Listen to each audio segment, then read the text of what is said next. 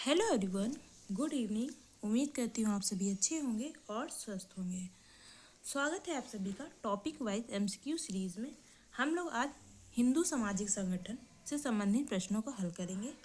तो अगर आपने मेरे चैनल को सब्सक्राइब नहीं किया तो मेरे चैनल को सब्सक्राइब कर दें। देन अगर कोई क्वेरी हो तो आप कमेंट बॉक्स में मुझसे पूछ सकते हैं। देन कोई सजेशन देना चाहते हैं वो भी आप मुझे कमेंट बॉक्स में दे सकते हैं। मेरे पास एक कमेंट आया था जीआईसी से या मिक्स क्वेश्चन कराने का, तो मैं वो जल्दी लेके आऊँगी। शायद ज्योति का कमेंट था, तो मैंने उसे पढ़ा है, तो मैं जल्दी कोशिश करूँगी आपके लिए मिक्स क्वेश्चन लेके आऊँ। तो चलिए देखते हैं हमारा पहला प्रश्न आज का क्या है।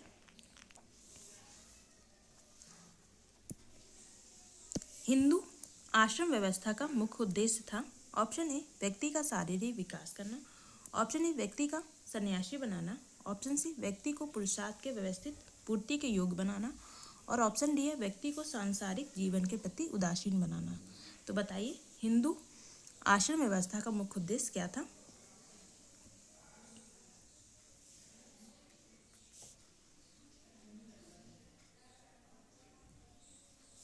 तो इसका जो सही आंसर है वो है ऑप्शन सी, व्यक्ति को पुरुषार्थ के व्यवस्थित पूर्ति के योग्य बनाना। ऑप्शन सी हमारा राइट आंसर है।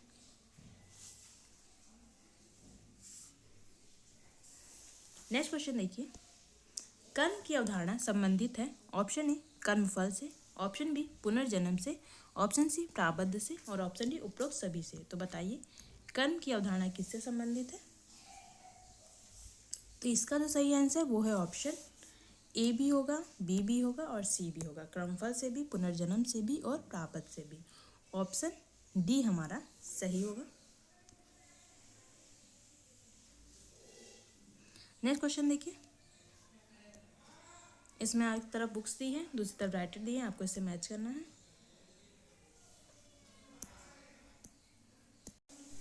Hindu society and crossroads किसकी पुस्तक है। हिंदू संस्कार, हिंदू सोशल ऑर्गेनाइजेशन और हिस्ट्री ऑफ धर्मशास्त्र। तो बताइए, देखिए मैच कीजिए कौन सी पुस्तक इसकी है।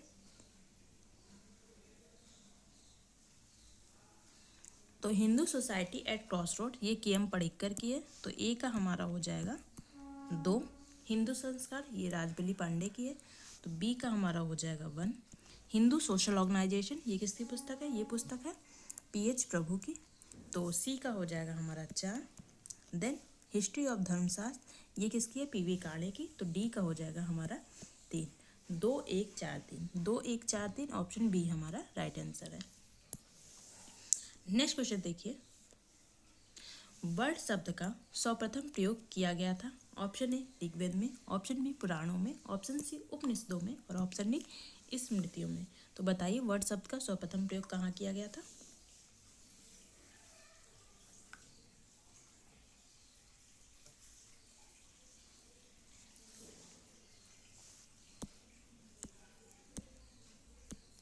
ये तीसरा क्वेश्चन था और ये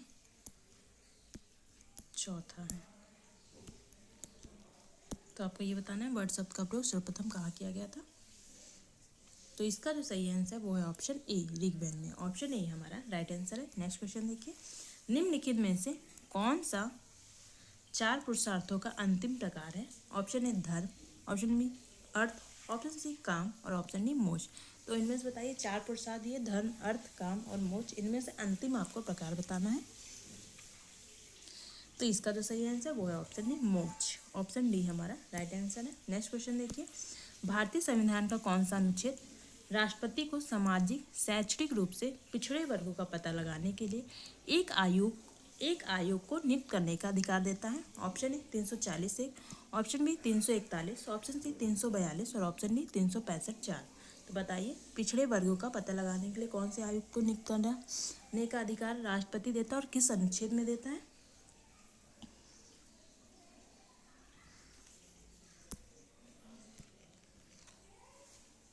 तो इसका जो सही आंसर वो है ऑप्शन ए 340(1). नेक्स्ट क्वेश्चन देखिए, भारत के संविधान के किस अनुच्छेद में पिछड़ा वर्ग शब्द का प्रयोग किया गया है। Option A 15(4), option B 16(4), option C 17(4 और ऑप्शन डी 23(4). तो बताइए किस अनुच्छेद में पिछड़ा वर्ग शब्द का प्रयोग किया गया है। तो इसका जो सही आंसर है वो है ऑप्शन बी 16(4). ऑप्शन बी हमारा राइट आंसर है। नेक्स्ट क्वेश्चन देखिए, भारत में पिछड़ा वर्ग आयोग का प्रथम सभापति कौन था? Option A BP Mandal, option B R Ambedkar, option C Kaka Kalelkar और ऑप्शन डी एम के गांधी मतलब महात्मा गांधी। तो बताइए पिछड़ा वर्ग आयोग का प्रथम सभापति कौन था? तो इसका जो सही आंसर है वो है ऑप्शन सी काका कालेलकर, उसके बाद आया था बीपी मंडल।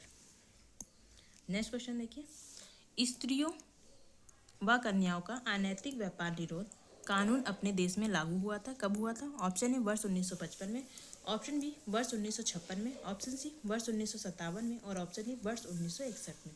तो बताइए स्त्रियों व कन्याओं का अनैतिक व्यापार निरोधक कानून कब पास किया गया था, मतलब कब आया था?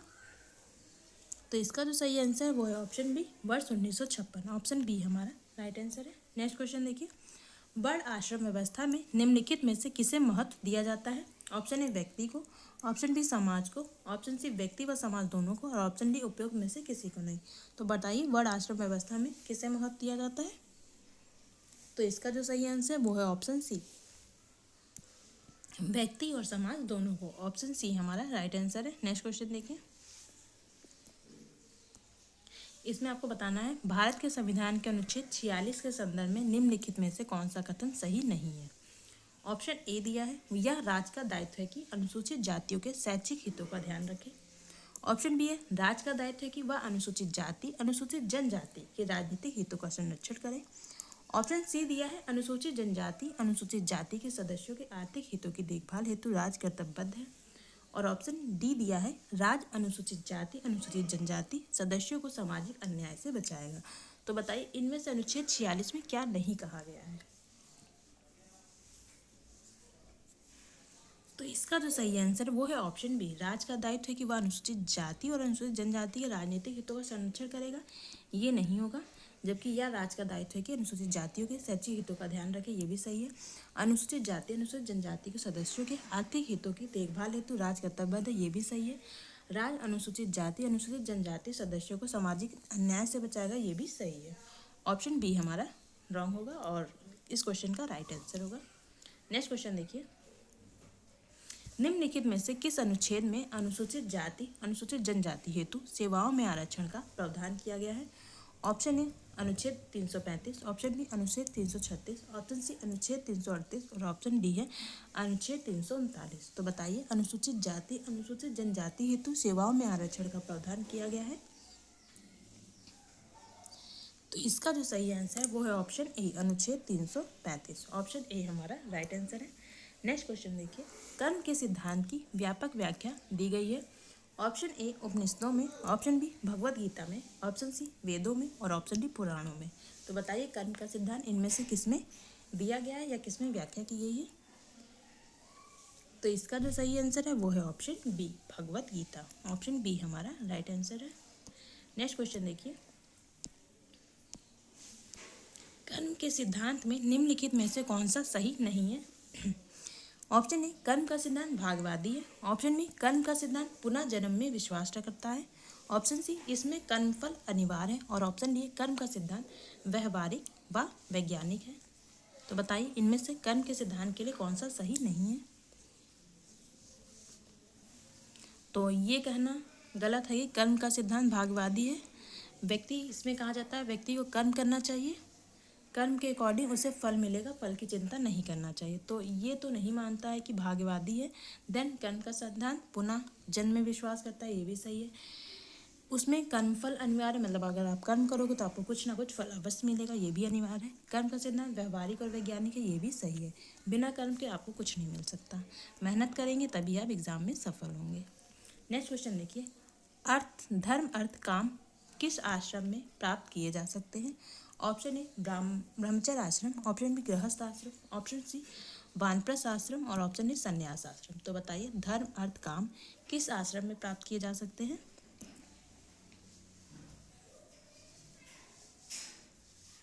तो इसका जो सही आंसर है वो है ऑप्शन बी गृहस्थ आश्रम। ऑप्शन बी हमारा राइट आंसर है। नेक्स्ट क्वेश्चन देखिए, आश्रम में प्रवेश की आयु ब्राह्मण क्षत्रिय वैश्य बालक के लिए क्रमशः कितनी वर्ष मानी गई है?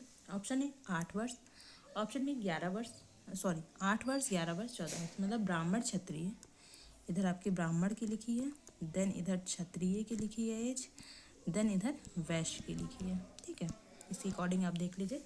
ऑप्शन बी 10 वर्ष, 11 वर्ष, 12 वर्ष। ऑप्शन सी है 8 वर्ष, 11 वर्ष, 12 वर्ष। और ऑप्शन डी है 8 वर्ष, 10 वर्ष और 12 वर्ष। तो बताइए ब्राह्मण, क्षत्रिय और वैश्य की कितनी आयु है रखी गई है आश्रम व्यवस्था में प्रवेश करने के लिए? आश्रम में प्रवेश करने के लिए, आश्रम व्यवस्था में नहीं।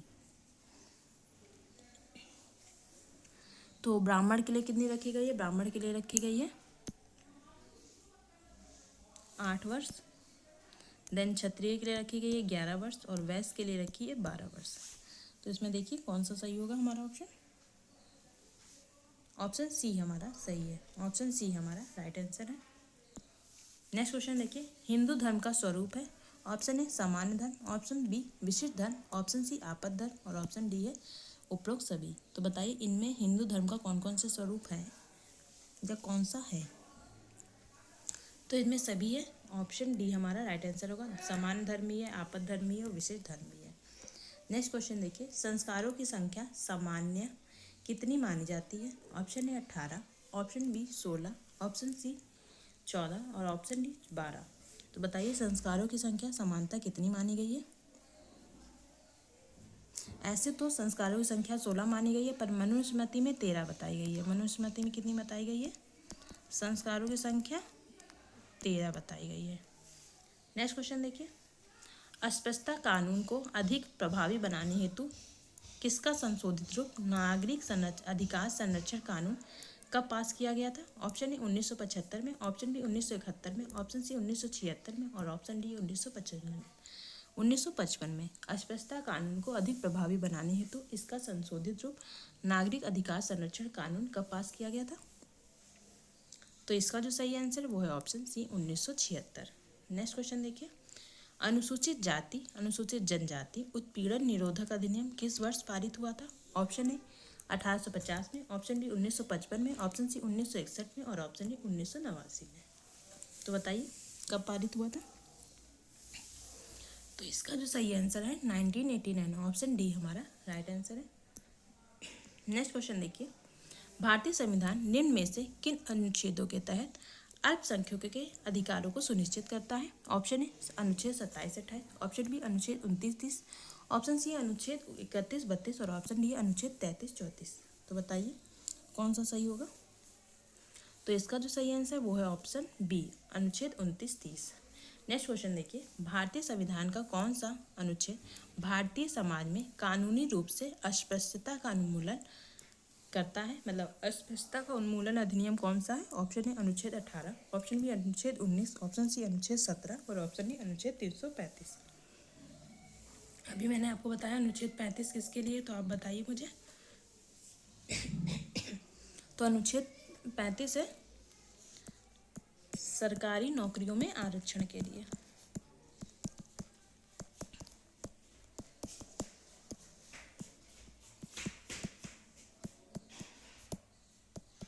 देन इस क्वेश्चन का क्या सही आंसर है? ऑप्शन सी हमारा राइट आंसर है। अस्पृश्यता के अंत के लिए अनुच्छेद 17। नेक्स्ट क्वेश्चन देखिए, the rise of anthropology in India पुस्तक किसने लिखी है? Option A N K. Bose, option B D N. Majumdar, option C S C. Dube और ऑप्शन डी है एल.पी. विद्यार्थी। तो बताइए किसने लिखी है the rise of anthropology in India पुस्तक?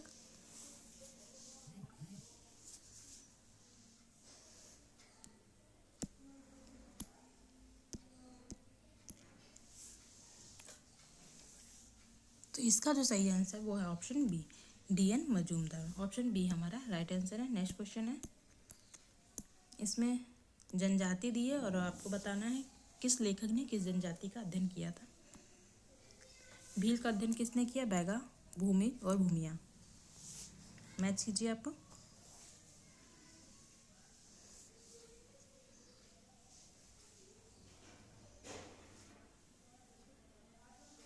तो भील जनजाति का अध्ययन किसने किया? टी.बी. नायक ने किया है। तो ए का हमारा हो जाएगा 3।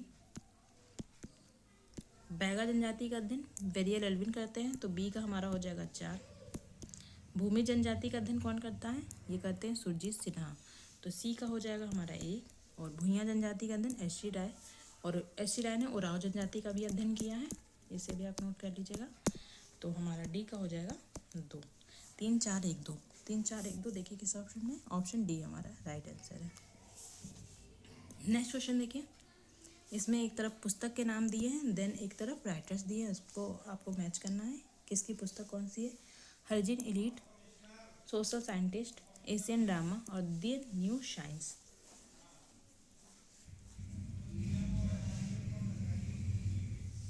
मैच कीजिए।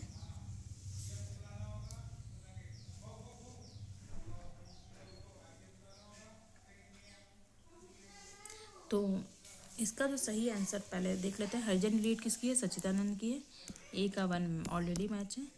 सोशल साइंटिस्ट किसकी पुस्तक है, मुइन साकिर की है, बी का 2 हो जाएगा। एशियन ड्रामा किसकी है, गुरनार मिडल की है, सी का हमारा 4 हो जाएगा। और द न्यू साइंस किसकी है, वीको की है, तो डी का हमारा 3 हो जाएगा। 1 2 4 3, 1 2 4 3 देखिए किस ऑप्शन में, ऑप्शन सी हमारा राइट आंसर होगा, देख लीजिए। उम्मीद करती हूँ आपको वीडियो पसंद आई होगी। अगर आपको वीडियो अच्छी लगी हो तो लोगों के साथ शेयर कीजिए। देन अगर आप चैनल को सब्सक्राइब नहीं किया तो आप चैनल को ज़रूर सब्सक्राइब कर दें।